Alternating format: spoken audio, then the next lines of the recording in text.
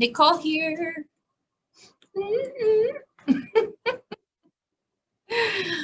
You know, I like to start my videos off like in a positive light because what I have to talk to you about sometimes gets dark.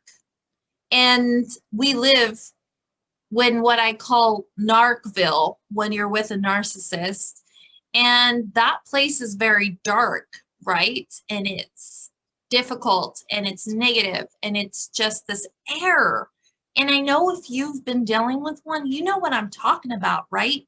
It's this energy that is doom and gloom. And some days are good and okay, right? Don't get me wrong. But then there's a lot of the time when it's very negative, difficult to deal with, and just. But the coolest thing happens when you walk out and you leave. Your air gets to be what you choose it to be. You're no longer influenced by the air exuded out of the narcissist. I like to think of it as like going into a smoky room and you can like not breathe and it stinks and it's like, ugh. And then you get out into the fresh air and you're like, oh, I can breathe. I can breathe. So get out of Narcville and live in the fresh air, right? Because a lot of people do get trapped in what I'm calling Narcville. You know, they are traumatized, and in trauma, the actual brain does get frozen in that time frame.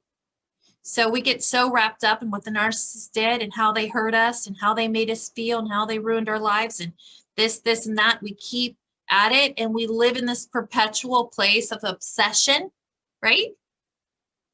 And I know you're saying, right, at home, you're like, I know. I know. But the truth is, and you see them in these groups, right? There's these large communities, and I love survivors, don't get me wrong. I am one. But I see the issue is sometimes that we get lost there and then we live there. So the narcissist has convinced us to be obsessed about them and focused hypervigilantly on what they need 24 hours a day, 7 days a week, right? Because they demand it. Have you ever tried to ignore a narcissist? Good luck with that. He will make you miserable, and or she will make you miserable until you're paying fully attention to them. All your energy and time has to go to them first. Whatever little bits are left over, then they can go to your children. Then whatever's left over, you have to work most of the time, but sometimes, usually that goes too. And then there's nothing left for you. And so you end up overwrought, exhausted, tired, depressed, anxious, and just unhealthy. And the body actually and the mind does start to disintegrate.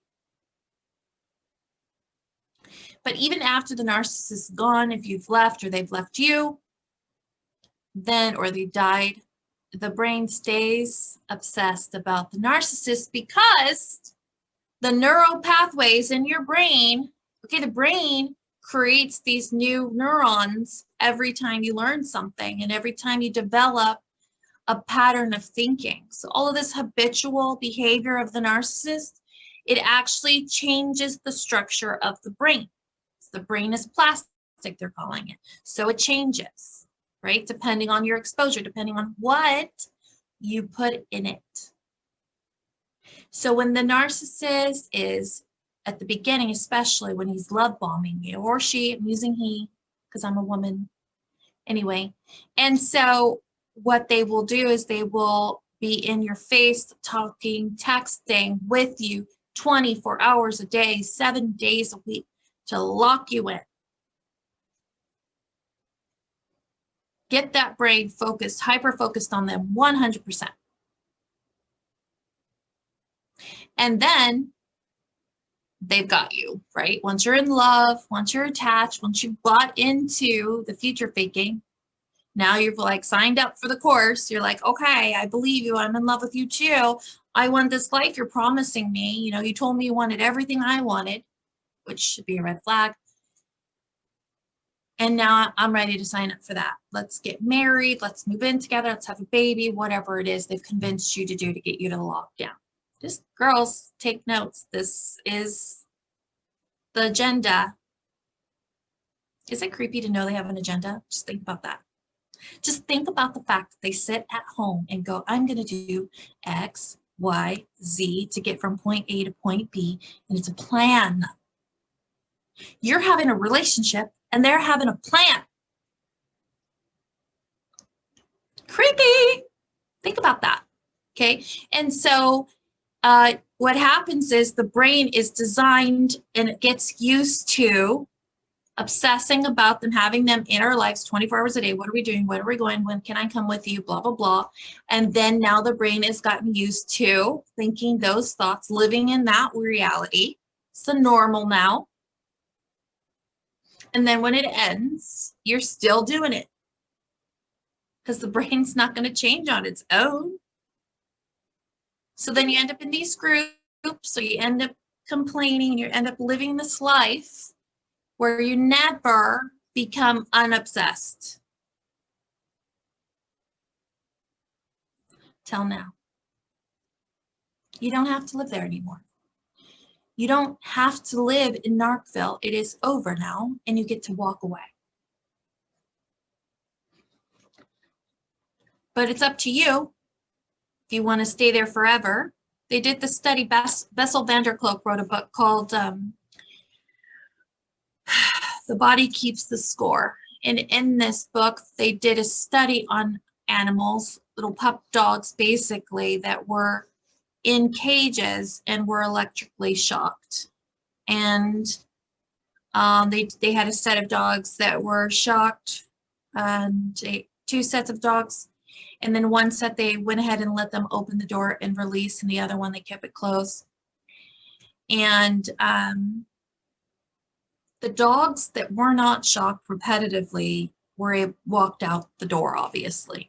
And then the dogs that were shocked on a repetitive basis, even when the door was open, they stayed and just whimpered and suffered because they learned helplessness. They learned to just give up and let go and accept their fate. It's really hard to watch sometimes, my clients. Those that are still in relationships with narcissists, are still obsessed with the narcissist and can't let go. They suffer, and they're the innocent ones. They didn't deserve this behavior, and yeah, they made a decision to get in it. I get it. Some people are going to say, well, you know, you chose, so you're not the victim. Well, yeah, but you were manipulated, lied, and conned. So is it really fair? Can you really say that a person, and on top of it, your background and your upbringing contribute to you making this choice in the first place? None of it was conscious. So how much choice did you really have in the matter? That's up for debate.